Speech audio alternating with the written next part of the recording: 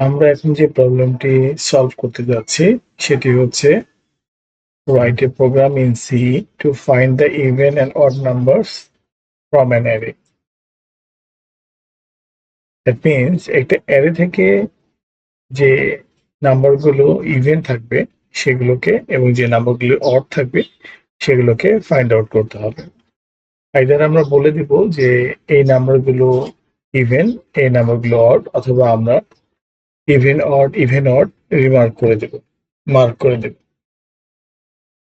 সবচেয়ে যেটি user friendly হবে আমরা সেভাবে আউটপুট দিব, যেহেতু কিভাবে এক্স্যাক্টলি আউটপুট দিতে হবে সে ধরনের কোনো নির্দেশনা এই প্রবলেম স্টেটমেন্টে নেই। শুধু বোঝা যাচ্ছে যে অ্যারে থেকে ইভেন আর অড নাম্বারগুলোকে মার্ক করে দিতে হবে, ফাইন্ড করে দিতে হবে। ওকে, তাহলে আমরা একটু প্রবলেম অ্যানালাইসিসটা করে নিই, এই প্রবলেমটি আমরা কিভাবে সলভ করব।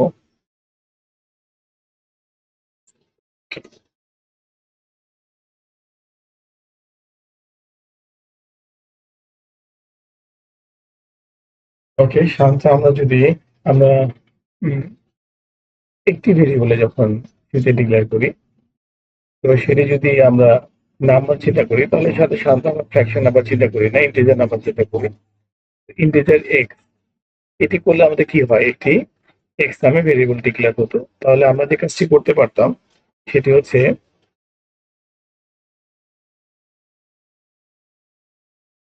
এক্স ইকাল টু 5 বলতে পারতাম।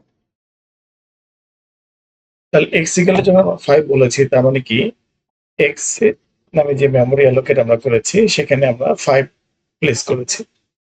এর পরবর্তীতে যদি আমরা একই প্রোগ্রামে যদি বলতাম এক্স ইকুয়াল টু 6, তাহলে কি হতো? তাহলে যেটি হতো সেটা হচ্ছে 6 5 এর পরিবর্তে রিপ্লেস হয়ে যেত। দ্যাট মিনস আমরা একটি ভেরিয়েবলে একটি ভ্যালুই অ্যাসাইন করতে পারতাম। ওকে, বাট অ্যারে কনসেপ্টটা ঠিক একটু অন্যরকম।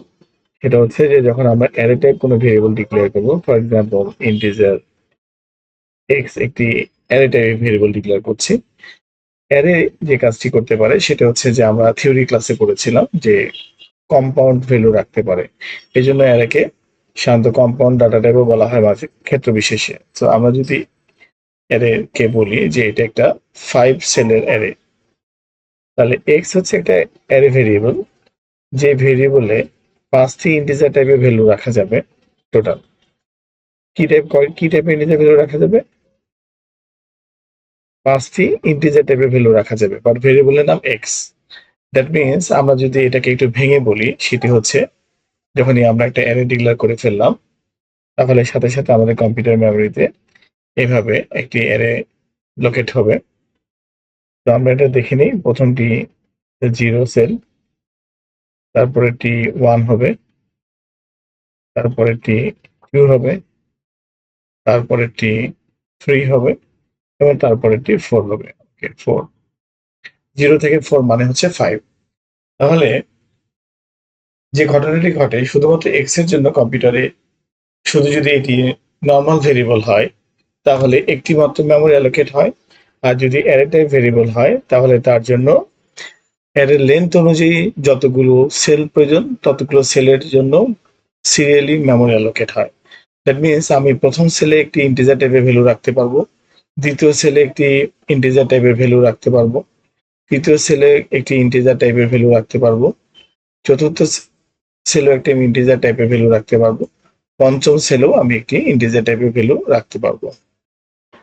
ওকে, 0 থেকে 4 মানে কিন্তু পঞ্চম, মানে অ্যারে ইন্ডেক্স শুরু হয় 0 থেকে। তো এটাই হচ্ছে আমাদের প্রথম, বাট এটাকে আমরা 0 ইন্ডেক্স বলবো। 0 1 2 3 4, দ্যাট মিনস 5টি। এটি হচ্ছে অ্যারে টাইপ। এখন আমাদেরকে যে কাজটি করতে হবে, এটাকে যদি আমি ভেঙে বলি তাহলে আমি এভাবে বলতে পারি এক্স অফ 0 লোকেশন এটা একটা ভ্যালু, এক্স অফ 1 লোকেশন এটা একটা ভ্যালু, এক্স অফ 2 লোকেশন এটাও একটা ভ্যালু, এক্স অফ 3 লোকেশন এখানে একটি ভ্যালু আছে, এক্স অফ 4 লোকেশন এখানে একটি ভ্যালু আছে। এই টোটাল 5টি ভ্যালু আছে। এই টোটাল 5টি ভ্যালু, তাহলে আমি বলতে পারি যে এক্স অফ 0 মানে 0 লোকেশনে একটি ভ্যালু আছে। আমি যখন বলবো এক্স অফ 0 দ্যাট মিনস এটা 5। আমি যখন বলবো এক্স অফ 1 তখন এটা 22। আমি যখন বলবো এক্স অফ 2 তার মানে এটি 10। ফর এক্সাম্পল আমি যদি বলি y equal to x of 2, তাহলে জানো y এর মান কত হবে? y এর মান হবে 10, কারণ দেখো 2তম লোকেশনে যে ভ্যালুটি আছে সেটি 10। ওকে, তাহলে আমরা যদি একটি লুপের মাধ্যমে একটা অ্যারেতে, যেহেতু আমরা বুঝতে পারছি অ্যারেতে ইন্ডেক্স অবস্থায় থাকে, সো আমরা যদি একটি লুপ ক্রিয়েট করি, এই লুপের নাম দিই i equal to 0, i equal to 1, i equal to 2, i equal to 3, i equal to 4, তাহলে কিন্তু আমরা যে কাজটি করতে পারবো সেটি হচ্ছে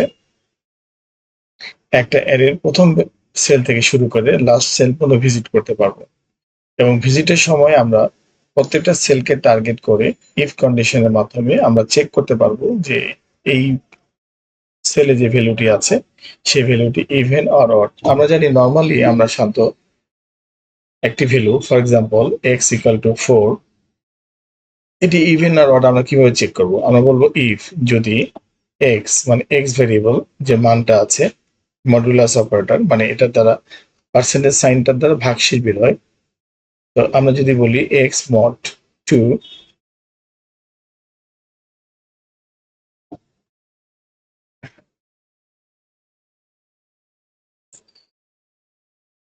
আমরা যদি বলি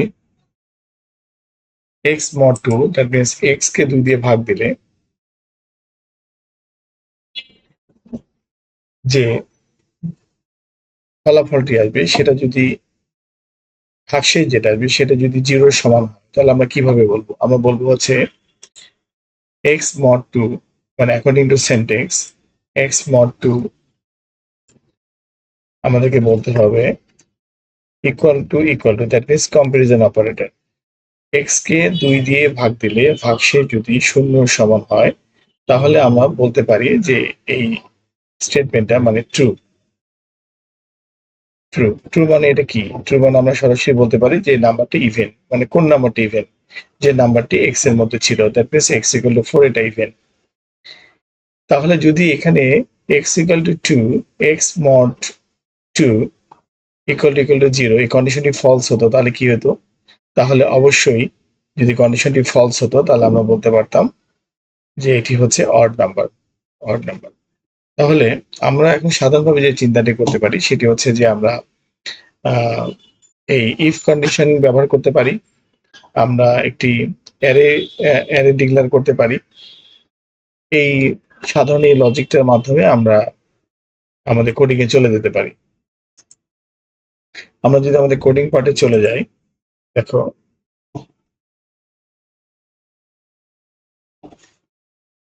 আমরা প্রথমে যে কাজটি করব সেটি হচ্ছে আমরা আমাদের হেডার ফাইলকে কল করে নেব, include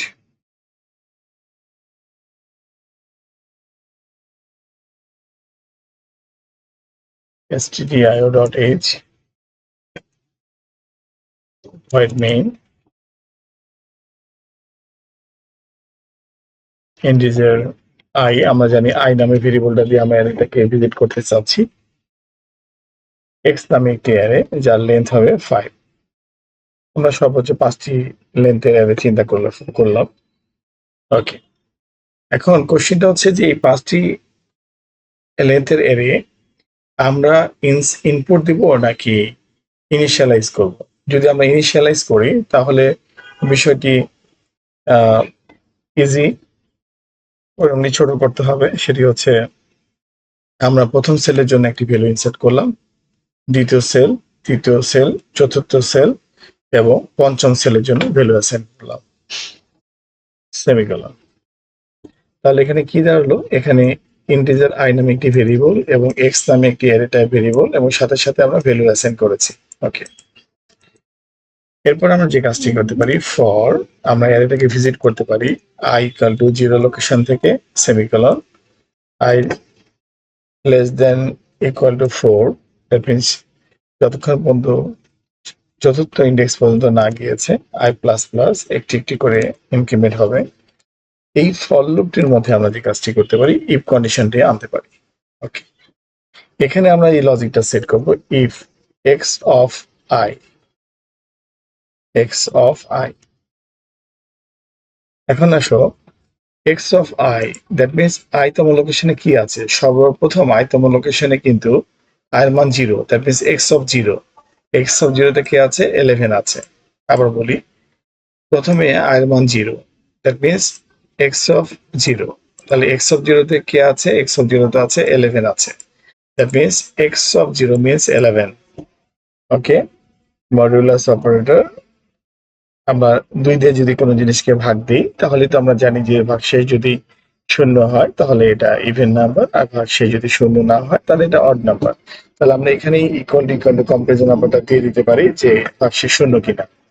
অ্যাকচুয়ালি মডুলাস অপারেটর যে কাজটি করে সেই কাজটি কি করে, আমরা এরিথমেটিক অপারেটর যখন পড়েছি তখন দেখেছি যে সেই ভাগশেষ নির্ণয় করে। ওকে, তাহলে এই কন্ডিশনটি যদি ট্রু হয় তাহলে আমরা বলে দিতে পারি যে printf পার্সেন্টেজ ডি মানে আমি যে ভ্যালুটাকে এখন পাচ্ছি সেই ভ্যালুটাকে বলতে চাচ্ছি is even. Okay, backslash N দিলাম যাতে করে প্রোগ্রামের আউটপুটটা সুন্দর আসে, সেমিকোলন। এখন আসো, এই যে স্ট্রিং এর মধ্যে যে আমি লিখেছি percentage is even, that means percentage ডির জায়গায় তো আমাকে একটি ভ্যালু পাঠাতে হবে, সেই ভ্যালুটি হচ্ছে এক্স অফ আই। আমি এভাবে এটি লিখতে পারি। Okay, else that means if condition যদি ফলস হয় তাহলে আমি বলতে পারি printf percentage d is odd, মানে এই ভ্যালুটি অড, ব্যাকস্ল্যাশ এন। তাহলে আমরা যে কাজটি করতে পারি এখানে এক্স অফ আই কে পাঠাতে পারি। ওকে, তাহলে আই এর মান কখনো 0 হবে, কখনো 1 হবে, কখনো 2 হবে, আই যেভাবে বাড়তে থাকবে প্রোগ্রামটা সেভাবে কাজ করতে থাকবে। তো যেহেতু ইফ এর আন্ডারে একটি করে লাইন আসছে, সো আমাদের এখানে ব্র্যাকেট দেওয়ার প্রয়োজন হয়নি, বাট ফর এর আন্ডারে তাহলে ইফ এলস কন্ডিশনটি থাকলো। আমরা যদি এই প্রোগ্রামটি এখন কম্পাইল করি তাহলে আমরা দেখি কি আসছে। দেখো 11 is odd, 4 is even, 5 is odd, 6 is even and 10 is even. That means প্রোগ্রামটি প্রপারলি কম্পাইল হয়েছে এবং প্রোগ্রামটি সঠিক আছে। তো আমরা কিভাবে দিয়েছি, আমরা ভ্যালুটি অ্যাসাইন করে দিয়েছিলাম। ওকে, তাহলে এই প্রোগ্রামটির লজিকটার মাধ্যমে আমরা কি বুঝতে পারলাম, আমরা বুঝতে পারলাম যে অ্যারে ইন্ডেক্স কিভাবে কাজ করে। অ্যারে ইন্ডেক্স প্রথমটার জন্য 0 1 2 3 4 এভাবে। সো আমরা যদি 5 ডিজিটের অ্যারে দিই তাহলে আমরা এখানে 5টি ভ্যালু রাখতে পারবো, যদি 6 ডিজিট দিই তাহলে 6টি ভ্যালু রাখতে পারবো। তাহলে লুপটাকে চালাতে হবে 0 থেকে n-1, n means number of length of the array, so এখানে n কত 1 2 3 4 5, সো এক কম, সো এই জন্য আমরা 0 থেকে 4 পর্যন্ত লুপটি চালিয়েছি। আমরা জানি ফর এর প্রথম ব্লকটিকে বলে ইনিশিয়ালাইজেশন, মাঝখানে ব্লকটি হচ্ছে কন্ডিশন এবং এরপরে ব্লকটি হচ্ছে ইনক্রিমেন্ট। ওকে,